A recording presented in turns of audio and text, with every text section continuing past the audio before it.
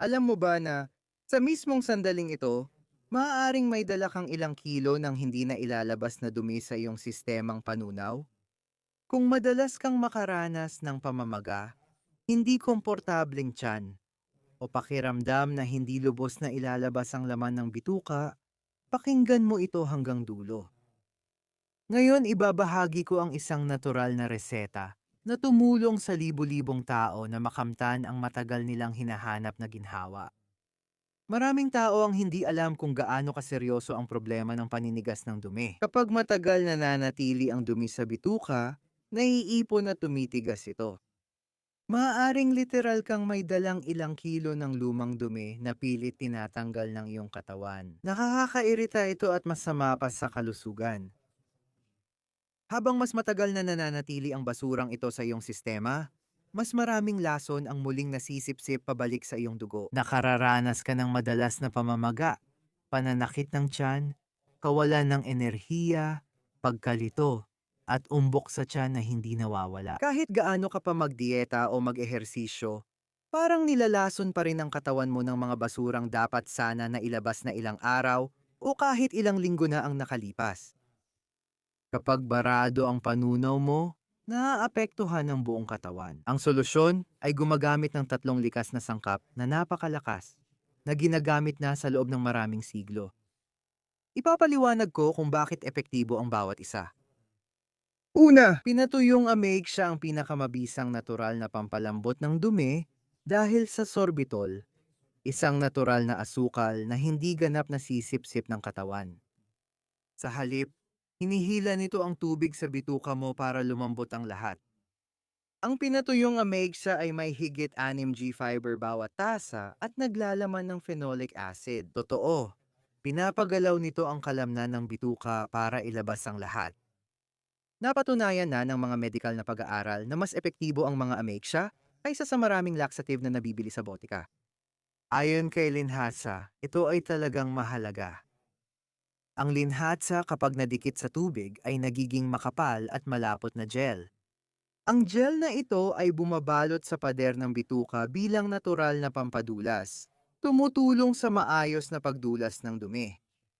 Ang linhatsa ay may natutunaw na hibla na nagpapalambot ng dumi at di natutunaw na hibla na nagpapasigla ng paggalaw ng bituka. Kumpletong pakete ito. Pangatlo, pasas. Kahit na parang dagdag tamis lang ito, ang pasas ay naglalaman ng tartaric acid at karagdagang hibla na nagtutulungan para pabilisin ang paggalaw ng dumi sa iyong kolon. Nagdadagdag din ito ng natural na asukal na may osmotic effect na humihila ng mas maraming tubig sa bituka. Ngayon ituturo ko sa iyo kung paano gawin ang gamot na ito.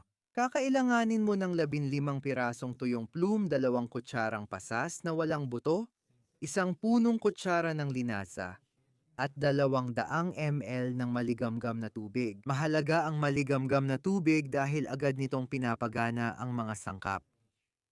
Makikita mo ang isang kumpletong listahan ng mga ito at iba pang produkto na inirerekomenda ko sa description ng video, kasama ang mga pinakamahusay na opsyon na nasubukan at inaprubahan ko. Ilagay ang lahat sa blender at haluin sa mataas na bilis hanggang maging makinis at malapot ang timpla. Magmumukha itong smoothie, pero mas malapot talaga. Huwag magdagdag ng asukal o kahit anong pampatamis.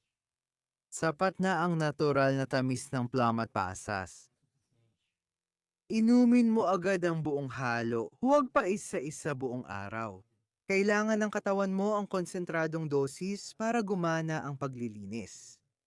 Ang kombinasyong ito ay nagbibigay ng 20 fiber sa bawat dosis, kasama ang natural na laxative at maraming likido. Sa loob ng 2 sa oras, magsisimula ang proseso ng pag-aalis sa iyong katawan.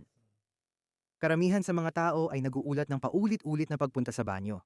Ito ay ganap na normal. Yan talaga ang mangyari. Totoo, gumagana, at libo-libo na ang sumubok at nagpatunay. Kung susubukan mo ang reseta na ito at hindi ka pa rin makaramdam ng ginhawa pagkatapos ng 1 o 2 araw, mangyaring kumonsulta sa isang doktor. Dahil ang chronic constipation ay maaaring magpahiwatig ng mga nakatagong problema sa kalusugan na nangangailangan ng atensyong medikal. Para sa karamihan ng may paminsang o matagalang constipation, Ang natural na remedyo ay maaaring magbigay ng malalim na paglilinis ng bituka na kailangan ng katawan. Subukan mo ngayong gabi, tingnan ng resulta bukas. At kung nakatulong sa iyo ang video na ito, ibahagi mo ito sa iba na nakakaranas din ng parehong problema. Huwag kalimutang mag-subscribe at i-activate ang notifications para makatanggap ng iba pang epektibong natural na solusyon sa kalusugan.